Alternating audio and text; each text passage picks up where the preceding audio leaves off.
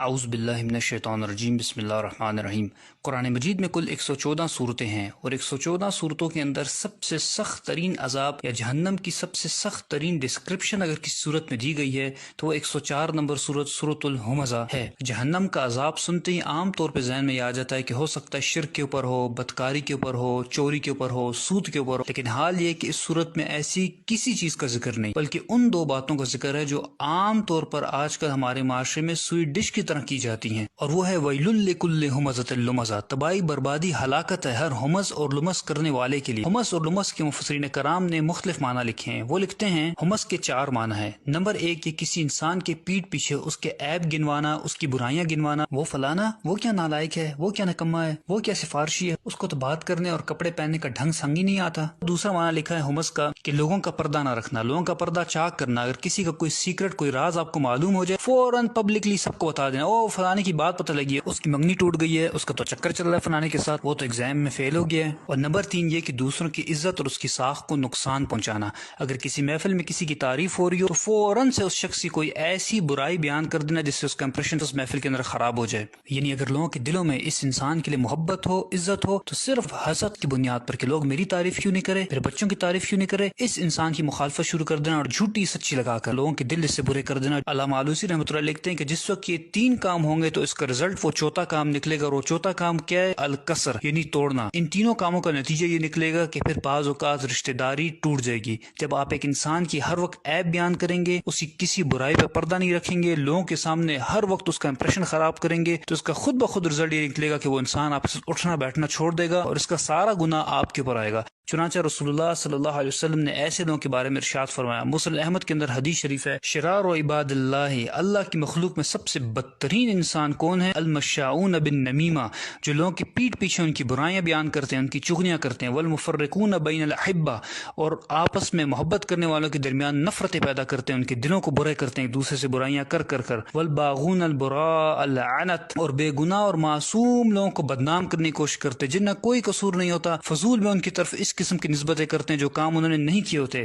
اور ایک روایت میں تو یہاں تک آیا کہ یحشرہم اللہ فی وجوہ الکلاب، اللہ تعالیٰ ان کے چہروں کو کتے کی طرح بنا دے گا قیامت کے دن۔ اور دوسرا لفظ اس آیت میں ذکر ہوا ہے وہ ہے لمز۔ مفسرین کرام لکھتے ہیں کہ ہمز کا معنی تو 4 کام کسی کے پیٹ پیچھے کرنا، لیکن لمز کا معنی یہ ہے کہ کسی انسان کے روبرو اس کے سامنے 3 کام کرنا۔ نمبر 1 یہ کہ بات بات پر اس کو تانے دینا، تمہیں تو کچھ آتا ہی نہیں ہے، تم سے تو کوئی خیر کی توقع ہے ہی نہیں، کبھی کوئی کام تم نے ڈھنگ کا کیا ہے۔ نمبر 2 یہ کہ اس کو لوگوں کے سامنے ذلیل کرنا، اور نمبر 3 یہ کہ اس کا محفل میں مذاق اڑانا، منہ سے اشاروں سے اس پہ ٹانٹ کرنا، اس کی شکل صورت کا مذاق اڑانا، اس کے کپڑوں کا لباس کا مذاق اڑانا۔ رسول اللہ صلی اللہ علیہ وسلم نے اس قسم کے لوگوں کے بارے میں ارشاد فرمایا کہ مررت بقوم، معراج کے موقع پر مجھے ایک قوم دکھائی گئی، اسفار من نحاس، ان کے ناخن نوکیلے تانبے کے بنے ہوئے تھے، یخمشون وجوہہم وصدورہم، اور وہ اپنے ناخنوں سے اپنا منہ بھی کھرید رہے تھے اور اپنے سینے کو بھی نوچ رہے تھے۔ میں نے پوچھا کہ یہ کون لوگ ہیں جو اتنی تکلیف میں؟ مجھے بتایا گیا کہ یہ آپ کی قوم کے وہ لوگ ہیں جو لوگوں کے پیٹ پیچھے ان کے عیب بیان کرتے تھے، اور یقعون فی اعراضہم، اور یہ لوگوں کی عزت اور آبرو سے کھیلا کرتے تھے۔ اور جب ہماری فرینڈز اینڈ فیملی گیدرنگز ہوتی ہیں، اور واٹس ایپ، فیس بک، سوشل میڈیا پر جو فرینڈز اینڈ فیملی گروپس بنے ہوتے ہیں، وہاں پر دوسرے کا مذاق اڑایا جاتا ہے، ایک دوسرے کو ذلیل کیا جاتا ہے، اور ہم کیا کہتے ہیں؟ ہم تو شغل لگا رہے ہیں،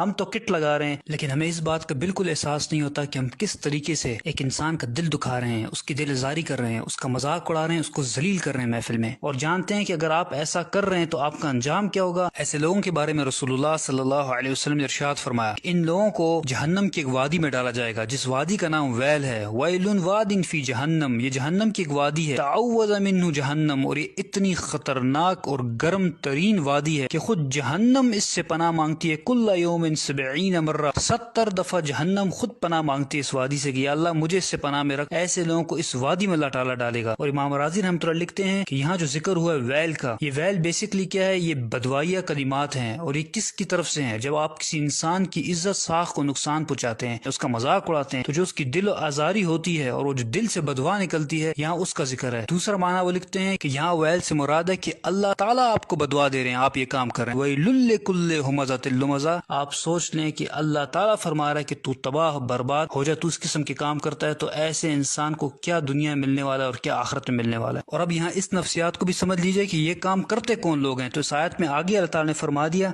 الذی جمع مالہ وعددہ یحسب ان مالہ